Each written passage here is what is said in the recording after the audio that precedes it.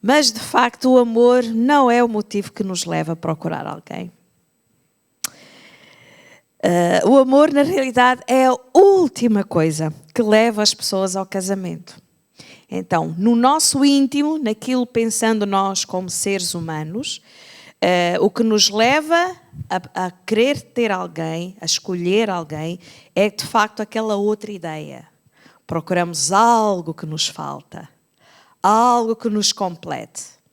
Porque depois o amor vem com o conhecimento, vem com essa relação, vem com essa intimidade emocional, espiritual, que se vai desenvolvendo enquanto formamos o nosso casal. Porque, de facto, amor à primeira vista não existe. E o que existe à primeira vista é, sim, paixão, não é? A química que mexe com os nossos neurónios. E quando vemos alguém que, de alguma forma, está dentro dos padrões daquilo que nós consideramos, este é muito giro, aquela é jeitosa, não é?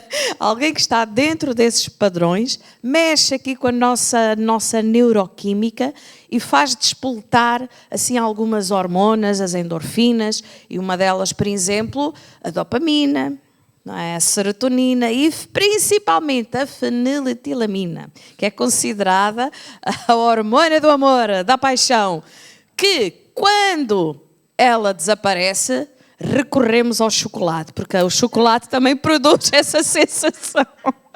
Por isso é que às vezes quando as pessoas se separam ou estão dores da alma, do amor, querem um geladinho, querem um chocolatinho, porque o chocolate, principalmente o chocolate preto, não é? Ajuda a produzir aqui a feniletilamina.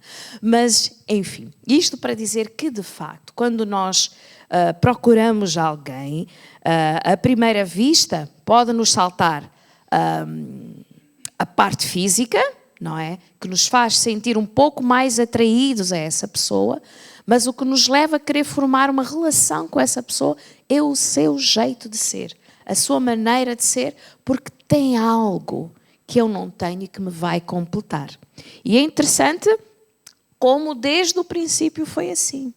Vamos abrir as nossas Bíblias em Gênesis e vamos ver como é que foi a escolha do primeiro parceiro, da primeira parceira, do primeiro cônjuge. Não tiveram assim grande escolha, só havia dois, não é? Mas pronto. Mas vamos ver como é que foi esse processo e o que é que nós podemos aprender também desses princípios bíblicos. Gênesis 2, 18 a 23. Gênesis 2, 18 a 23. E diz assim: Disse mais o Senhor Deus: Não é bom que o homem esteja só. Far-lhe-ei uma auxiliadora que lhe seja idónea. Então, estamos a falar aqui no princípio de todas as coisas, quando Deus criou o mundo, e Deus começou primeiro por criar toda a estrutura do mundo, a luz, a separação do dia à noite, a terra, mar, céus, ares, animais no mar, animais no ar, no céu, na terra, enfim. E termina com a criação do homem e da mulher, não é? E, portanto, é neste contexto que nós lemos. Havendo, pois, o Senhor Deus formado da terra todos os animais do campo e todas as aves dos céus, trouxe-os ao homem, para ver como este lhes chamaria. E o nome que o homem desse a todos os seres viventes, esse seria o nome deles. Então, temos aqui a Deus primeiro a criar Adão, e nós sabemos no capítulo anterior, disse Deus, não é? Façamos o homem a nossa imagem e semelhança, ou seja, juntamente com os seus conselheiros, o Senhor Jesus e o Espírito Santo, não é? Vamos fazer o homem a nossa imagem, com algumas características que assemelham a nós. E cria então o primeiro homem, Adão, e dá-lhe logo uma tarefa, uma responsabilidade. Primeiro jardineiro da história, primeiro zoólogo, primeiro biólogo, não é? Tinha que dar os nomes aos animais. Como é que se chama a profissão que dá os nomes? Bom, não interessa. Agora varreu-se-me. Vamos chamá-lo de zoólogo, porque também os zoólogos também dão nome aos animais. E tinha que dar uma tarefa. Então eu imagino lá, está aqui o cão e a cadela. O cão e a cadela, é um bom nome. Yeah. O gato e a gata, é um um bom nome. Cavalo e a cavalo... Não, cavalo não fica bem. Cavalo e égua é um bom nome. Vamos imaginar, estou aqui a brincar um bocadinho. Ou seja, foi dando e de facto estava o macho, estava a fêmea. E ele estava sozinho. Era, em muitas coisas, parecido com Deus, mas não era como Deus. Porque Deus é espírito e Adão tinha um corpo físico, não é? Tinha a capacidade de amar, de pensar, de criar, tal como Deus, mas não era igual a Deus. Tinha algumas diferenças. E olhava para os animais, também tinham um corpo físico como ele, não é? Também reagiam, portanto eram reativos, mas também não eram como ele. Não falavam a mesma língua. Não é? O cão bem lá podia ladrar, que com certeza ele não sabia dizer exatamente o que é que ele estava a querer dizer com aquilo, não é? A vaca bem podia mugir, se calhar tem fome, vamos ali para o campo, vamos para a ervinha. Era diferente. E de facto, ele estava só, não tinha ninguém exatamente como ele. Faltava algo para lhe completar. Faltava uma peça de puzzle para fechar aqui esta criação. E então Deus pensou nisso. Não é bom que o homem fique sozinho. Temos que fazer alguém como ele, com quem ele também se possa relacionar. E então, vimos aqui. Então o Senhor, no 21... Então o Senhor Deus fez cair pesado sono sobre o homem, e este adormeceu. Tomou uma das suas costelas e fechou o lugar com carne. E a costela que o Senhor Deus tomara ao homem, transformou-a numa mulher e lhe a trouxe. Bom, então temos aqui a primeira cirurgia também da humanidade, em que é o cirurgião dos cirurgiões que faz esta cirurgia, o próprio Deus, que faz Adão cair em pesado sono e de uma costela junto ao coração, não é? Isto é importante, onde é que estão as costelas, não é? E da costela faz a primeira mulher e a apresenta. Como é que será que Adão reagiria? Não é? Não tinha ninguém como ele e agora Deus criou alguém como ele. Bom, ele não tinha um termo de comparação. Ele nunca tinha visto uma mulher antes, não é verdade?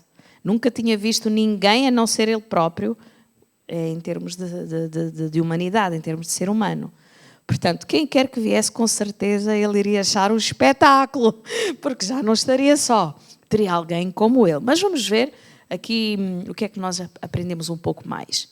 Então, Deus trouxe a mulher até Adão e disse o homem: esta, afinal, é osso dos meus ossos e carne da minha carne. Chamar-se-á varoa, porquanto do varão foi tomada. Bem, ele reagiu. Eu acho que ele deve ter pensado: uau, que espetáculo, é linda, é maravilhosa, mas não foi isso que ele disse, não. Esta é como eu, esta tem características que eu também tenho, ela é osso, ela é carne, de mim foi tirada.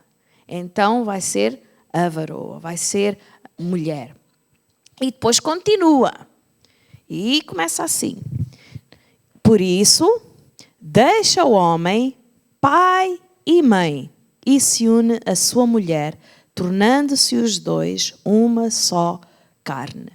E aqui temos o primeiro princípio da conjugalidade. Para nós formarmos um casal, uma nova família, construirmos uma nova família, há um pré-requisito. Qual é que é o pré-requisito? Deixar os pais. Não só deixar fisicamente, porque quem casa quer casa, não é verdade? Mas aqui estamos a falar um deixar no sentido de um vínculo de dependência emocional.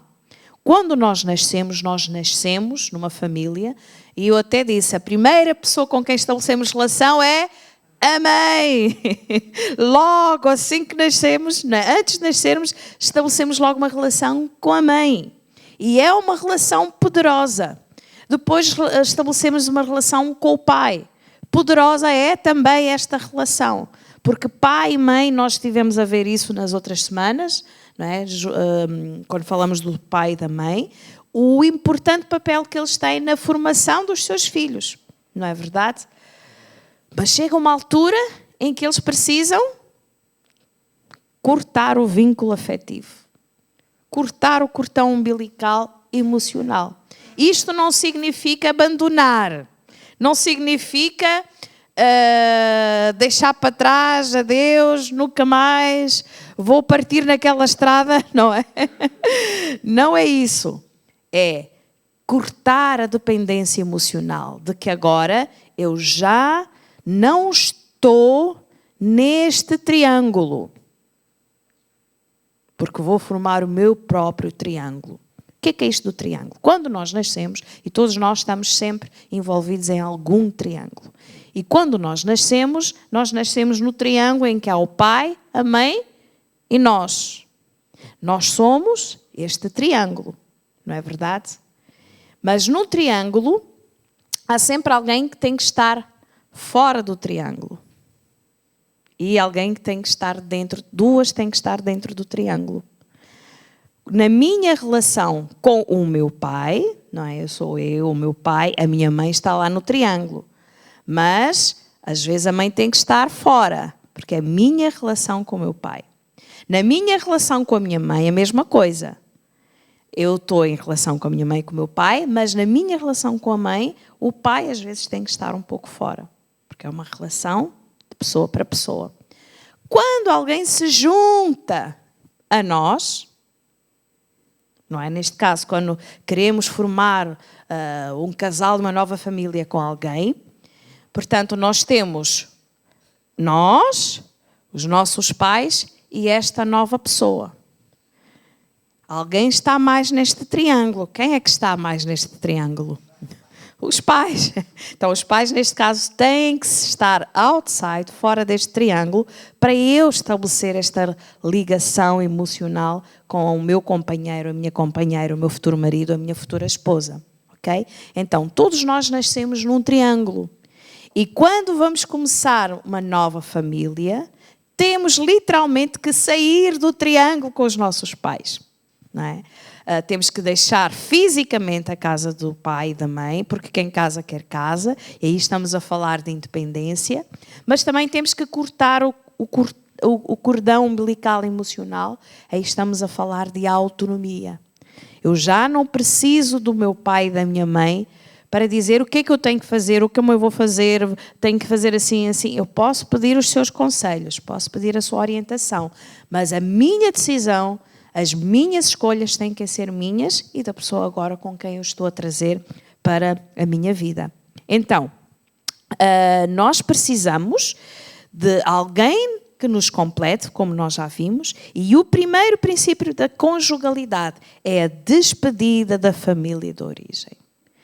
Porque quando não há esta despedida, quando não cortamos este vínculo e levamos a família como bagagem para o nosso casamento, as coisas se podem complicar, não é verdade? Eu ouvi recentemente o exemplo de um paciente, só para vocês verem a noção, não é? De um paciente a contar ao terapeuta que foi de lua de mel com a sua esposa e levou os pais.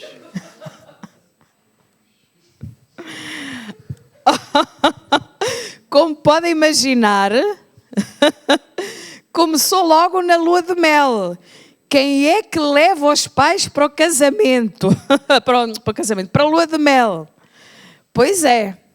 E claro, as coisas começaram a não dar certo.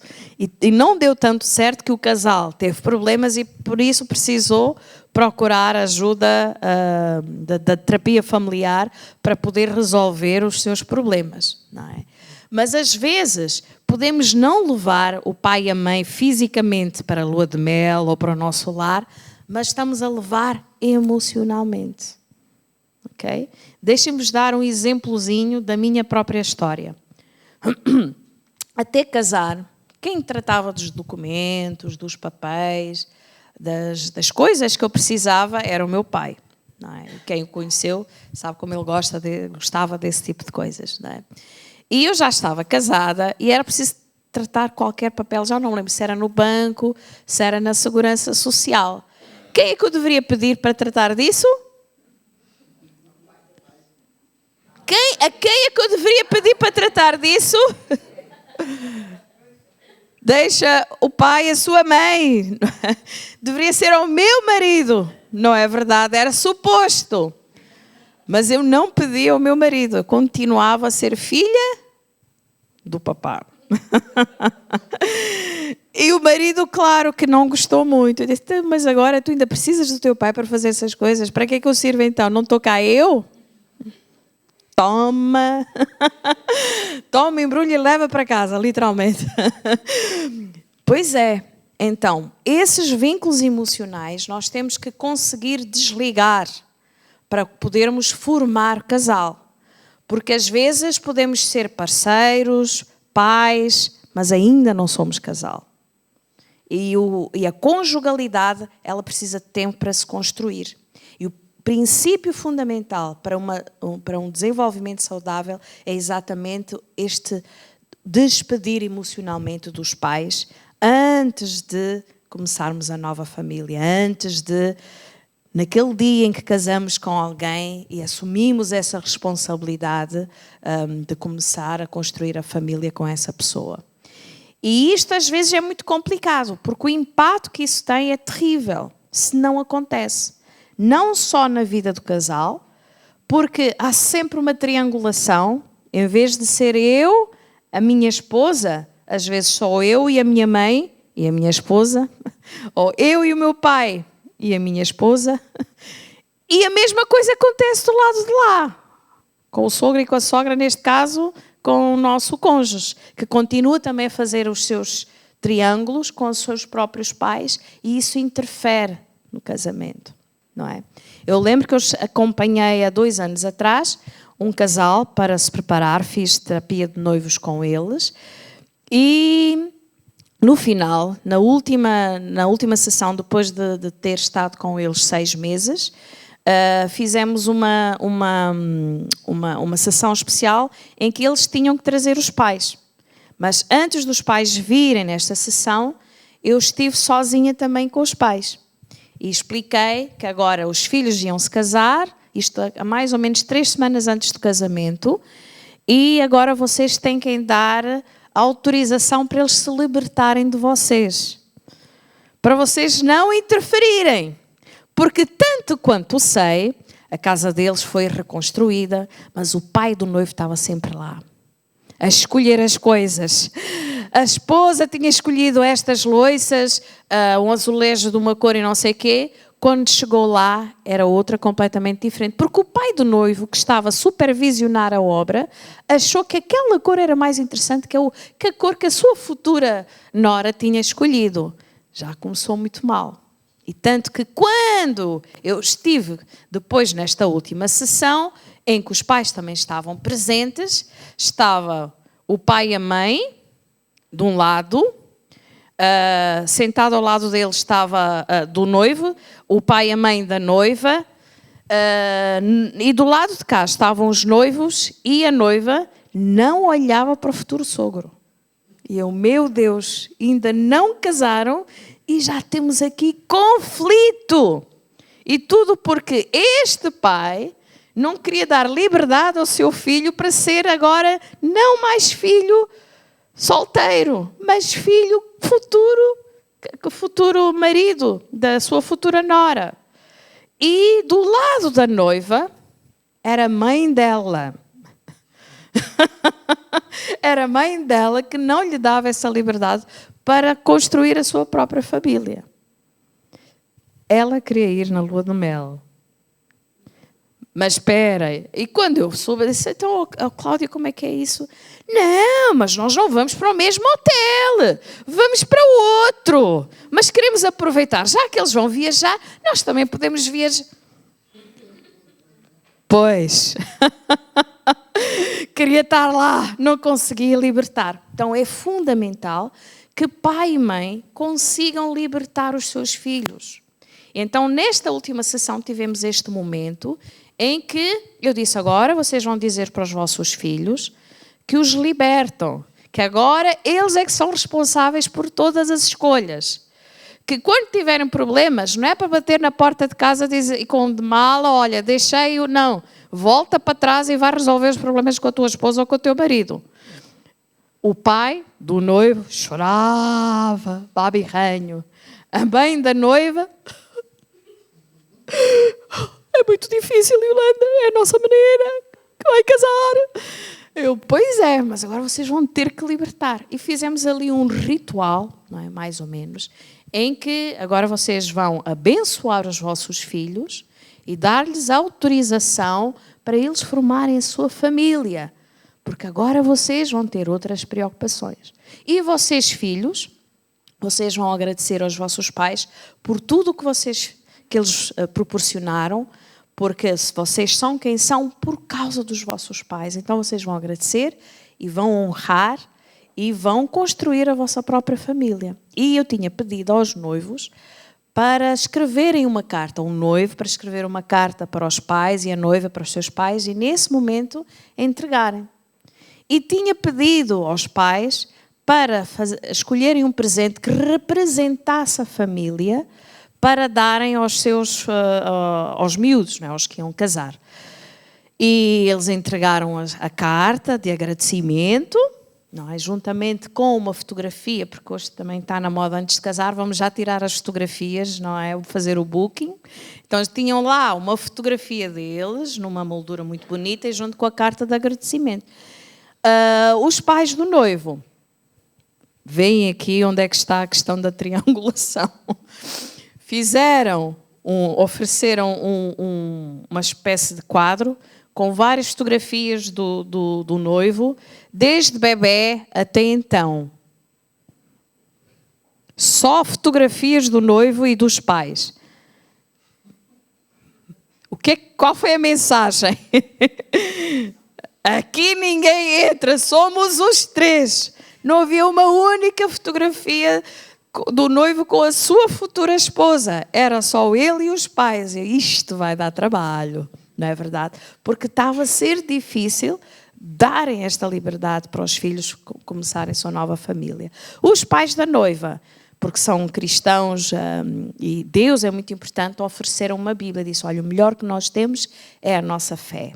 Então, que este livro vos acompanhe e seja o melhor companheiro, como foi para nós e está a ser enquanto casal.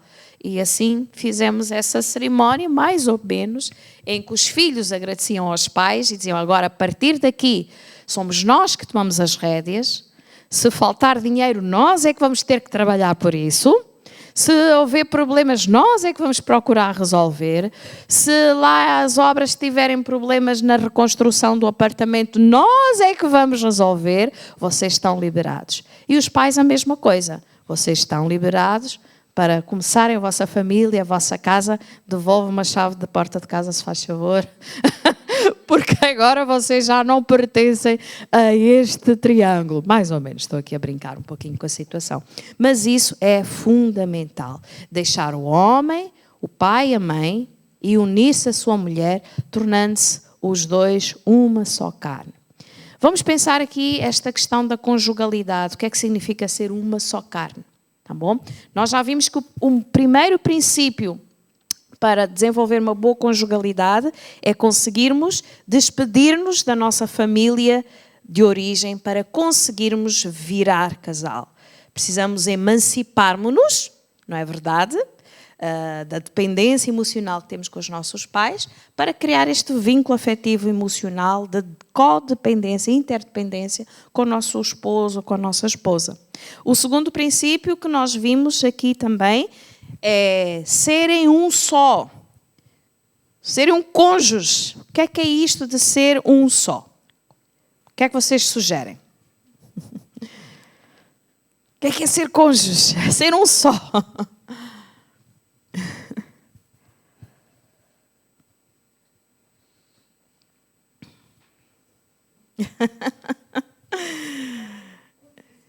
Também. Ser um só, às vezes, temos que ter todas essas características, não é? Sermos cúmplices, fiéis, pensarmos um só, criarmos um só projeto. Mas às vezes as pessoas que pensam que quando tornamos uma só carne, significa que nós vamos perder a nossa individualidade. Que eu vou deixar de ser quem sou porque agora estou numa relação de casamento. E não é isso, não é? Continuam a ser duas pessoas só, não é? Só duas, mais nenhuma, que vão construir esta conjugalidade e desenvolver uma série de características que nós já lá iremos ver, para funcionarem como um casal, ok?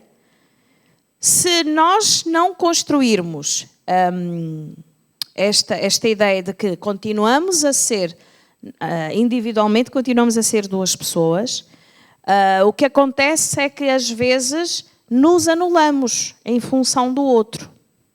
E quando um se anula, o que é que acontece? Não vai resultar nunca. Porque em algum momento a frustração se transforma em raiva. E a raiva pode se transformar em violência física, verbal, pode se transformar em traição, pode se transformar em muitas coisas que não devem constar no rol das coisas que é preciso haver no casamento. Okay? Então é importante que nós pensemos que quando estamos a construir o nosso casal, o nosso casamento, este novo grupo, eu e o outro, eu não deixo de ser quem sou. Mas é como Paulo diz, eu vou dar prioridade ao outro. Não é? E Deus fala muito claramente o que é que os homens precisam fazer às suas esposas e as esposas precisam fazer aos seus maridos, no sentido de dar prioridade ao outro. De saber que agora não só sou eu, mas tenho alguém que caminha comigo, alguém que está junto comigo, que é um só no propósito, um casamento, um só naquilo que são os objetivos daquilo que nós queremos construir para a nossa família. O que é que Deus diz aos maridos? Vós, maridos, amai as vossas esposas, as vossas mulheres, assim como... Agora vamos pensar, como é que Cristo amou a igreja e que é exemplo para os maridos amarem as suas esposas? Sacrifício. Às vezes temos que sacrificar jogos de bola porque a esposa está carente e precisa de companhia e conversa. Às vezes precisamos sacrificar aquilo que nos dá prazer, não é? Estar até com os nossos amigos, não quer dizer que não estejamos com os nossos amigos, mas temos que sacrificar muitas coisas da nossa vida de solteiro para poder ganhar outras coisas na nossa vida de casal. Porque se eu quiser continuar casado, mas fazer a minha vida de solteiro, não vai resultar. E vice-versa, não é? Não posso continuar a minha vida de solteira depois agora que sou casada. Tenho outras responsabilidades. E então, sacrifício é uma delas. Para ganharmos, é preciso perder, não é verdade? E é preciso saber o que é que nós queremos perder para podermos ganhar. E às vezes ganhamos muito mais daquilo que imaginamos, como acontece no casamento. Para além do sacrifício, como é que Cristo amou a igreja e que pode também ser um exemplo para nós? Com ensinamento e direção. Isto não significa que o nosso marido é o nosso professor ou o nosso orientador, mas está lá para nos ajudar a crescer. Até porque, principalmente nos casais que se casam jovens, há toda uma parte do desenvolvimento do ser humano que ainda está a decorrer e que vão acabar os dois por crescer juntos, não é verdade? E nesse sentido, a partilha de conhecimentos, a partilha de informações, a partilha de ideias, de planos, de questões, de dúvidas, tudo isso vai gerar intimidade e vai ajudar o outro também a crescer juntamente comigo. Orientação, não é? Sabemos que quando Deus criou o homem e criou a mulher para se completarem, tinha mesmo que ser assim, porque homens têm algumas características que as mulheres não têm, não é? E as mulheres têm algumas características, e não estou a falar aqui só características físicas, obviamente, que os homens não têm. Ainda há dias eu estava a conversar comigo, que eles estavam a dizer, mas porquê é que nós somos tão diferentes das mulheres? Porquê é que às vezes é tão difícil compreender a mente feminina? E eu, ok, então deixa-me cá te explicar. Todos nós temos o cérebro, é verdade, mas há algumas diferenças na forma como os nossos cérebros funcionam e estão ligados. No caso dos homens, por exemplo, imagina o hemisfério esquerdo e o hemisfério direito, e imagina que o que liga um lado ao outro são autoestradas, vias rápidas.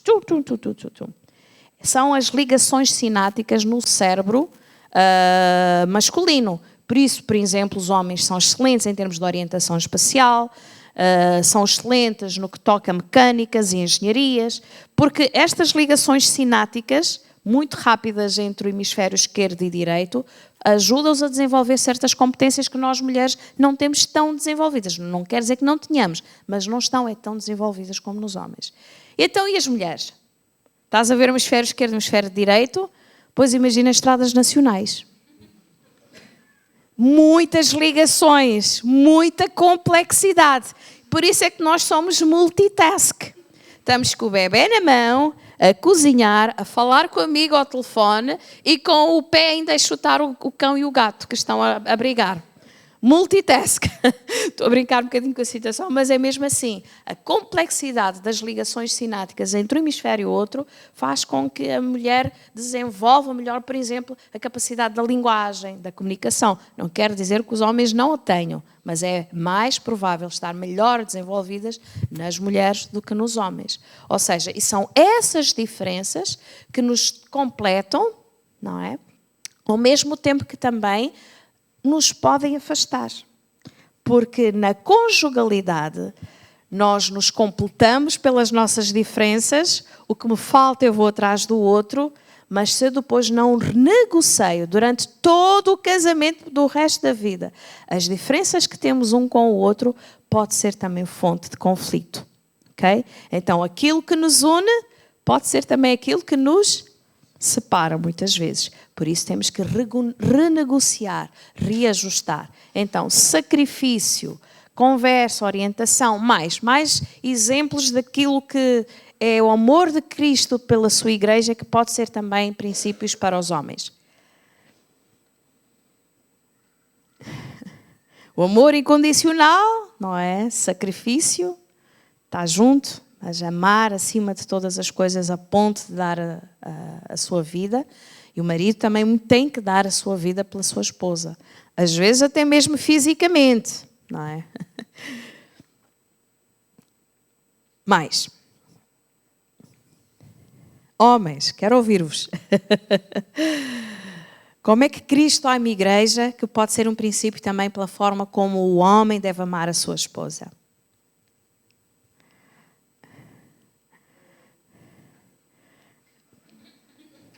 Eu disse que as mulheres tinham a parte da comunicação mais desenvolvida, não é? Então, estão aqui, esta é a prova.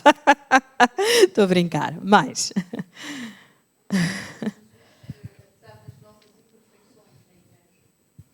Uhum.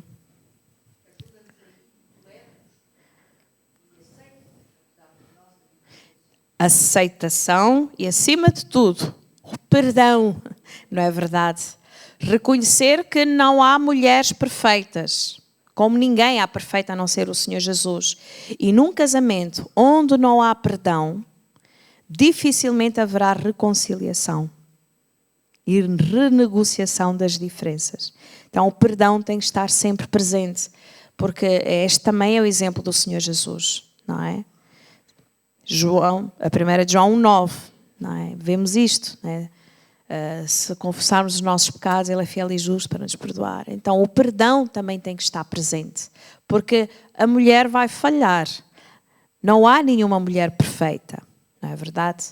Então, Cristo amou a igreja desta forma única, e este é o desafio para os homens também, amarem as suas esposas tal como Cristo ama a sua igreja. Agora vamos para as mulheres, meninas.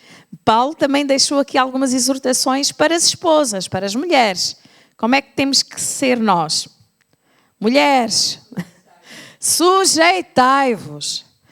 Agora, há muito preconceito com esta palavra, porque nós entendemos errado o que é que significa. O que é que significa sujeição ao marido? O que é que vocês acham? É fazer tudo o que ele diz? Ele é que decide tudo? O que ele disser é lei? O que é que significa sujeitar-me-nos? Sou tua escrava, faz de mim o que quiseres.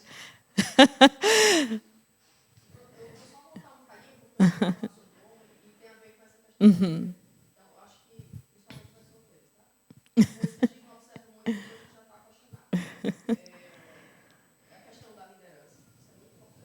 Uhum.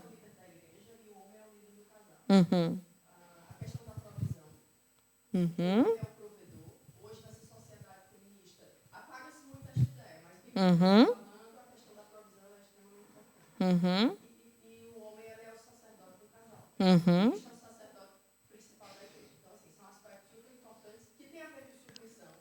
É isso que já lá vamos. É reconhecer a autoridade do outro. Exatamente. Uhum. Uhum.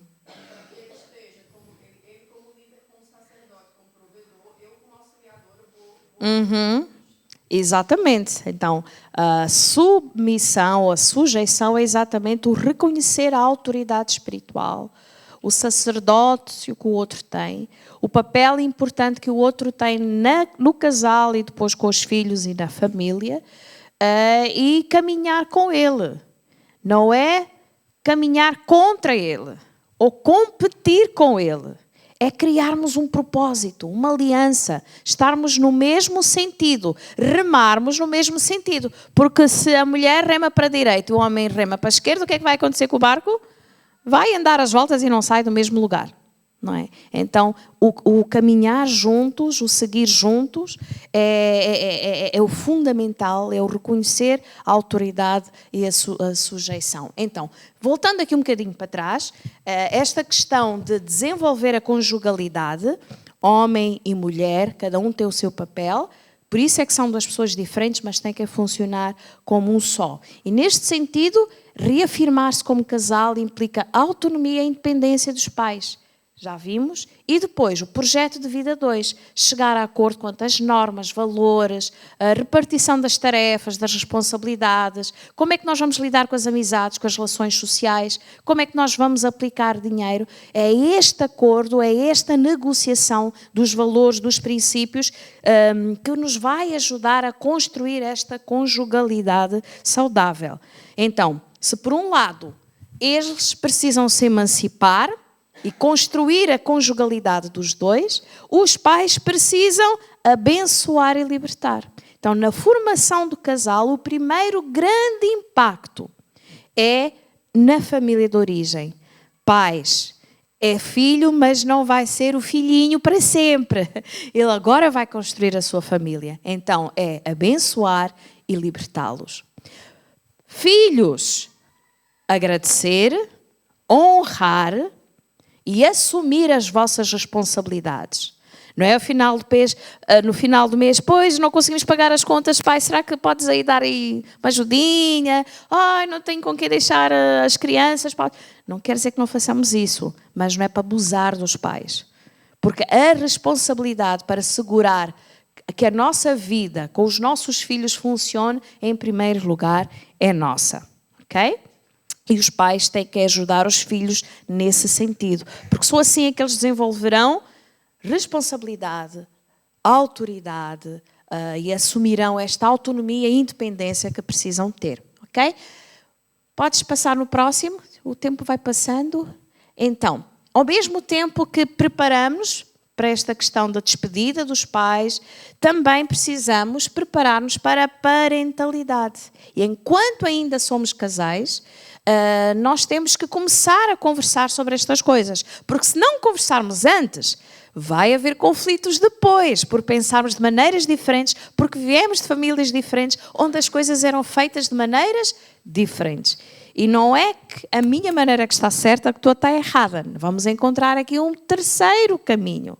O que é que eu tenho de bom? O que é que tu tens de bom da tua família que podemos aplicar na família que nós estamos a construir? Então é preciso discutir, pensar, refletir juntos. Como é que vamos educar? O envolvimento do homem na gestação. Foi homem para criar vida, tem que ser homem para continuar a manter a vida. Não é? Tem que estar a acompanhar a sua esposa nas consultas, criar todas as condições necessárias para ela estar bem. Lembra-se que eu falei? Tudo o que a mãe sente passa pela placenta para o seu bebê. Então, a mulher que se sente insegura, a mulher que se sente sozinha nessa tarefa, que está sozinha enquanto a barriga cresce e já se sente como uma baleia, não estou bonita, ninguém gosta de mim. O marido tem que estar lá a acompanhar, a continuar a dizer que ela está linda, maravilhosa, que a sua pele brilha como nunca, porque isso acontece, mesmo que ela já esteja já inchada e deformada, é linda e maravilhosa. Estou a brincar. O cuidado da saúde materna é fundamental, não é? Sabemos que isso interfere depois no desenvolvimento do bebê. Começar a conversar com os avós, os seus papéis de avós. A avós tem que saber quando está presente e quando se ausentar. Nada de triangulações com os netos, não é? Ou com o seu filho ou com a sua filha deixando o seu cônjuge de lado. Então é importante que os avós percebam que vão ser avós, que vão ajudar na educação, mas não vão educar os seus netos. Só vão ajudar os seus filhos nessa tarefa. Costuma-se dizer se eu não educar os meus filhos, vou ter que educar os meus netos. Mas se eu educar os meus filhos, vou poder mimar os meus netos. Porque é importante que os avós se mimem, porque fazem este equilíbrio. Os pais, regras, limites, têm que ser mais exigentes. E os avós aqui dão uma bebezinha, não é? Ajudam. Ai, na casa da minha avó eu sinto-me livre. Desde que não desautorizemos a autoridade dos pais. E as mesmas regras que funcionam na casa dos pais têm que funcionar em casa dos avós. Só que somos mais flexíveis. Os avós têm que ter esta flexibilidade para poder equilibrar. Ok? Educar o bebê. Música, ler a palavra, orar, expectativas, desejos, enquanto ainda estão na barriga. Porque enquanto o bebê não nasce, continuamos a ser um só casal. Esse é o nosso estatuto em termos de família, no ciclo vital da família. Porque a família efetivamente só começa quando nasce o primeiro filho. Então, podes passar? Neste sentido, como é que é o ciclo vital familiar? O nosso ciclo de vida em termos de família. Começamos com a formação do casal e depois é o primeiro filho que vai dizer em que momento da vida, do ciclo de vida familiar é que a família está. Que é a família com crianças, porque nascem as crianças. Quando o mais velho se torna adolescente, torna-se família com adolescente. Quando o primeiro adolescente se torna jovem, torna-se então uma família com jovens. E quando os jovens se casam, o ciclo fecha. Formam a sua família, o novo ciclo se inicia e os pais voltam a ser novamente um casal, quando todos os filhos saem. Okay? Então, quais são os impactos? Já vimos os impactos na formação do casal. Na família com crianças, as crianças precisam de modelos, precisam de serem... os seus papéis precisam estar bem definidos. Então, aqui o casal serve como um modelo de atitudes, de comportamentos, de valores, de afetos para os seus filhos, para eles crescerem e desenvolverem todas essas competências e, ao mesmo tempo, que definem quem é quem. Quem é o homem, a mulher, masculinidade, feminilidade, papel do pai, papel da mãe, papel de homem e mulher que se devem relacionar, exemplo de casal para os seus filhos, porque os seus filhos observam e vão imitar. E quando, como for a hora de escolherem também os seus cônjuges, bem mais lá na frente, é com base naquilo que viveram com os seus pais. O que faltou, que depois vão à procura. Vamos imaginar uma menina que cresceu num lar em que há toxicodependência, que nunca se sentiu protegida e cuidada. Na altura de escolher alguém, quem é que vai procurar como característica que vai lhe saltar à vista? Alguém que lhe faça sentir segura, protegida e cuidada. Procura algo que lhe complete. Okay? Então, nós, como pais, nesta fase, somos estes modelos para os nossos filhos. Quando chega a adolescência, nós vamos orientar.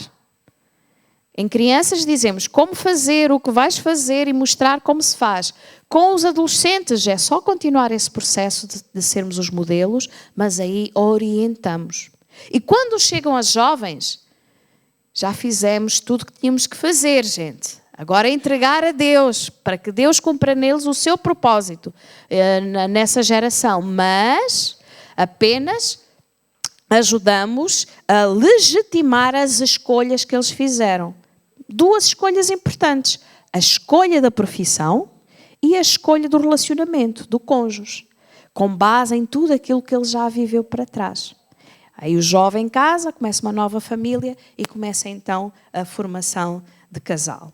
Tá bom? E quando os jovens viram casal, o ciclo fecha e nesta nova etapa o casal tem que se reajustar novamente. Todos aqueles acordos, todas aquelas coisas que para eles era importante por causa dos filhos, quando estavam a criar os filhos, já deixaram de existir. Então precisam ser renegociadas. E agora, nesta nova etapa da nossa vida, que já só temos netos, para visitá-los ou para recebê-los de vez em quando, o que é que nós vamos fazer da nossa vida? Esta é a altura de redefinir o meu papel na igreja. Vou fazer as coisas que eu nunca conseguia fazer antes, porque estava mais debaixo de mais pressão e de mais responsabilidade. Voltar a estudar, aprender a tocar o instrumento. A minha sogra tinha 70 anos quando foi aprender a tocar violino. Agora já toca em orquestras e tudo, né? Nas suas limitações, até já apareceu na televisão e tudo, mas toca, ok? Portanto, é a altura de o que é que nós vamos fazer nesta etapa. Eu tenho uma irmã que me ligou, disse: ó, irmã Yolanda, já não tenho responsabilidade dos meus netos, mas eu já estou com 65 anos. Acha que ainda posso ser voluntária nas vossas atividades com as crianças? Claro! Há muito que fazer. A igreja precisa de todas as pessoas. Há crianças que não têm avós ao pé de si. Então, as avós das igrejas podem ser as avós para estas crianças. Eu lembro-me que, quando o meu pai era vivo, nós tínhamos um casal de missionários na nossa igreja que tinha filhos, que os seus avós estavam muito longe. Estavam nos Estados Unidos. A quem é que vocês acham que ele chamava de avô? Ao meu pai. Porque o meu pai tinha aquela paciência de ir na entrada, de receber, de conversar com as crianças. Então, nós podemos ser família de quem precisa ser família. Podemos continuar a servir a Deus até ao fim dos nossos dias e continuar a ser esta referência de valores, de modelos, de comportamentos, de atitudes de um casal. Independentemente da estação que passa, aquele casal que tem folha que permanece, folha resistente. As estações passam pela vida, mas é uma árvore de folha persistente. Não é? Aquela árvore que continua a servir de abrigo para os pássaros, não é? Para os homens que passam, para a comunidade onde está. E, independentemente da idade, o casal continua a ser uma referência como casal, dos valores, dos propósitos de Deus para a humanidade, mas também daquilo que são os afetos, daquilo que é o amor, o respeito, a lealdade, e assim poder ser uma referência para as outras famílias. E voltando atrás, que eu disse, guardem isto porque isto é muito importante. Deus criou o homem, a sua imagem e semelhança, e do homem tirou a mulher, né, na costela junto ao coração. Então, o amor é aquela característica muito importante que tem que continuar a existir. Que ela vai sendo desenvolvida ao longo da nossa conjugalidade. Enquanto conhecemos melhor o outro, nos reajustamos, renegociamos as nossas diferenças. Amém? Então, que Deus nos abençoe.